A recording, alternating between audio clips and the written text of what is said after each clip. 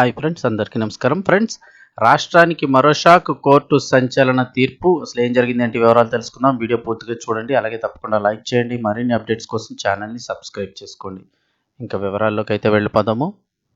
Polavaram Nallamala Sagar ఇష్యూపై supreme court కీలక తీర్పు వెలువరించింది. లింక్ ప్రాజెక్టును సవాల్ చేస్తూ తెలంగాణ ప్రభుత్వం దాఖలు చేసిన పిటిషన్పై విచారణ చేపట్టిన సుప్రీం ధర్మాసనం విచారణకు అభ్యంతరం తెలిపింది. రాష్ట్ర ప్రభుత్వం వేసిన పిటిషన్కు విచారణ అర్హత లేదని జస్టిస్ జోయ్ మాల్యా బాగ్జీ గారితో కూడిన ధర్మాసనం పేర్కొంది. రాష్ట్రాల మధ్య ఉండే జల వివాదాలను ఆర్టికల్ 32 కింద రిట్ పిటిషన్గా కాకుండా ఆర్టికల్ 131 కింద సివిల్ సూట్ ద్వారానే పరిష్కరించుకోవాలంటూ కోర్టు సూచించింది. ఇంకా అలాగే మహారాష్ట్ర, కర్ణాటక వాదనలు కూడా వినాల్సి ఉందని తెలిపింది. దీంతో ఇప్పుడు తెలంగాణ ప్రభుత్వం దాఖలు చేసిన రిట్ పిటిషన్ ఉపసంహరించుకుంది. దీనిపై సివిల్ సూట్ ఫైల్ చేస్తామని తెలిపింది. కోర్టు సూచన మేరకు తెలంగాణ ప్రభుత్వం త్వరలోనే కర్ణాటక, మహారాష్ట్రాలను కూడా ప్రతివాదులుగా చేర్చుతూ ఆర్టికల్ 131 కింద సివిల్ సూట్ దాఖలు చేసే అవకాశం ఉందని చెప్తున్నారు. అదేవిధంగా ఈ వివాదాన్ని కేంద్ర ప్రభుత్వం ఏర్పాటు చేసినటువంటి ఉన్నత స్థాయి కమిటీ ముందు లేదా మధ్యవర్తిత్వం ద్వారా పరిష్కరించుకోవాలంటూ సుప్రీంకోర్టు సూచించింది.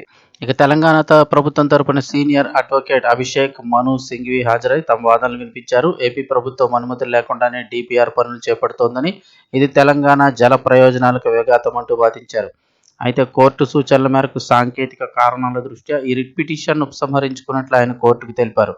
ఈ వివాదం కేవలం 2 తెలుగు రాష్ట్రాలకే పరిమితం కాలేదని ధర్మాసనం అభిప్రాయపడింది. గోదావరి జలాల పంపిణీలో కర్ణాటక, మహారాష్ట్రాలకు కూడా సంబంధం ఉన్నందున వారిని కూడా కేసులో ప్రతివాదులుగా చేర్చాల్సిన అవసరం ఉందంటూ స్పష్టం చేసింది. ఇక పోలవరం ప్రాజెక్టు నుంచి బనకచర్ల హెడ్ రెగ్యులేటర్ లేదా నల్లమల సాగర్ జలాశయానికి లింక్ చేసేలాగా గోదావరిపై ఏపీ ప్రాజెక్టు నిర్మిస్తోందంటూ రిట్ పిటిషన్లో పేర్కొన్నారు. ఈ ప్రాజెక్టు పనులు చేపట్టేందుకు ఏపీకి ఎలాంటి అనుమతులు లేవని, వెంటనే పనులను ఆపేసేలాగా పోలవరం ప్రాజెక్టు అథారిటీకి ఆదేశాలు ఇవ్వాలంటూ అభ్యర్థించింది. పోలవరం ప్రాజెక్టు స్వరూపం కేంద్ర ప్రభుత్వం అనుమతించిన మేరకే ఉండాలి కానీ విస్తరణ పనులు చేపట్టడం చట్టవిరుద్ధమేనంటూ పిటిషన్లో తెలిపింది. కేంద్రం కూడా తమ అభ్యంతరాలను పరిగణలోకి తీసుకోకుండా నల్లమల సాగర్ ప్రాజెక్టు ఫిజిబిలిటీ రిపోర్టును పరిశీలనకు తీసుకోవడం ఏమాత్రం సమంజసం కాదంది.